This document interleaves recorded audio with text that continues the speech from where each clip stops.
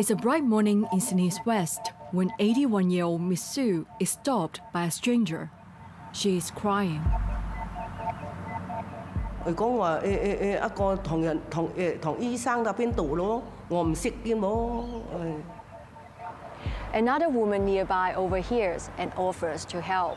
She says she knows the doctor she's looking for. He even cured her mother. 咁你朋友傾下偈啫，冇估知佢咁衰啊！ Miss Su follows them to a park where a third woman meets them. She was sent by the doctor and becomes deeply concerned about Miss Su. Her son is in great danger. 你信佢啊？你唔信佢啊？細仔，你個細仔就會死㗎啦！咁講哇，咁樣我驚起啦，我喊起來啦。 They offer a solution, a ritual to cleanse the curse harming her son. Miss Su is so ashamed of what she did next, she's telling a story on the condition of anonymity. She put $40,000 worth of jewelry and cash in a bag. 多都搬出去佢啦，如果佢講得咁易啦，係嘛？ Miss Su gives the woman the bag for the blessing. It's at this point she believed her valuables were swapped. When they handed it back, there was a warning. Don't open it for a month, or the ritual would fail. Miss Su opened her bag when she returned home. 解開就一斤礦泉水，一粒報紙。我病都成個月啊，我心情唔好啊，講出提出都你跳樓都算第一啦，話聽啦，覺得唔抵咁嘛。 This is known as the Chinese blessing scam. It's a decades-old fraud that has seen victims from around the world. It follows an almost identical script and is even been operating here in this park in Sydney's West. It's not something new. During the 1980s, back in China, there was reported cases of this kind of religious scam. Dr. Sharon Kwok says the scam exploits traditional Chinese beliefs, where misfortune is blamed on curses and rituals promise to dispel bad luck. Normally, older generations, they tend to have that kind of traditional cultural beliefs. Scammers use these traditions to manipulate vulnerable targets, typically older Chinese women who are socially isolated and experience language barriers. My description, it would be short, sharp, shock. Short stay, because you can't stay there, otherwise it will increase the risk. Sharp has to be very targeted in community, targeted on particular individuals, and shock is by psychological manipulation, generating fear by intimidation.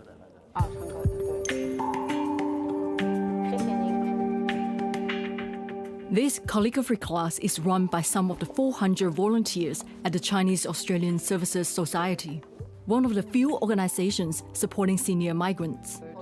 There's a long wait list to join the class. All the participants are also from similar background, right, so they can meet friends, in a safe environment. Yeah. The organization is becoming a lifeline for victims of this scam. So, recently, caseworkers all have this kind of clients.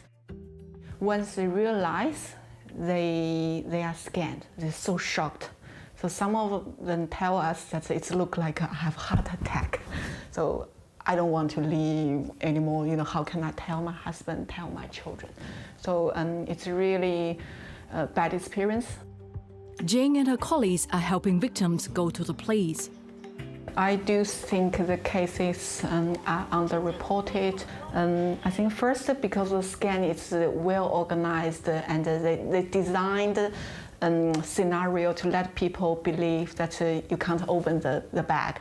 Because of the shame of our own culture, they thought to become a victim of scam. It's very shame. They will bring shame to the whole family. One victim, Grace, wants to overcome the shame of what happened. 我覺得我係好失禮，俾人哋咁呃咗，係咪？個個都話咁蠢都有嘅，呢啲都唔係新橋啦，係舊橋啦。咁但係我覺得講咗之後咧，避免咗其他人去受騙上當。Grace, not her real name, was targeted just weeks after Miss Su earlier this year. 唉，去睇下啦，攞個卡片，以後有咩需要揾佢醫病都好啊嘛，咁方便都唔可以咁啊嚇，諗住咁樣着數，咁就跟佢去。Grace lost more than $10,000 after the scammers warned her son would die in a car crash. She reported the crime to police with the help of a translator.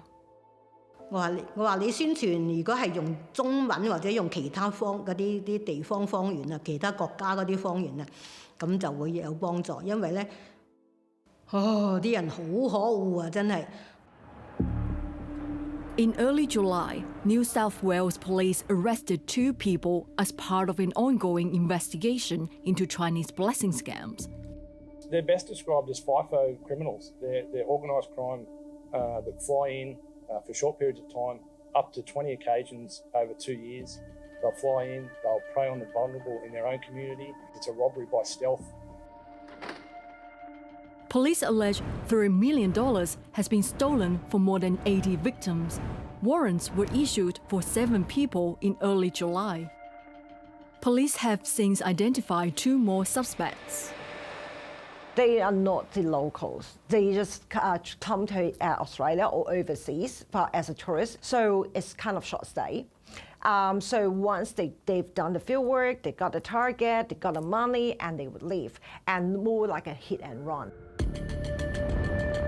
In 2002, more than 800 incidents of Chinese blessing scams were reported in Hong Kong.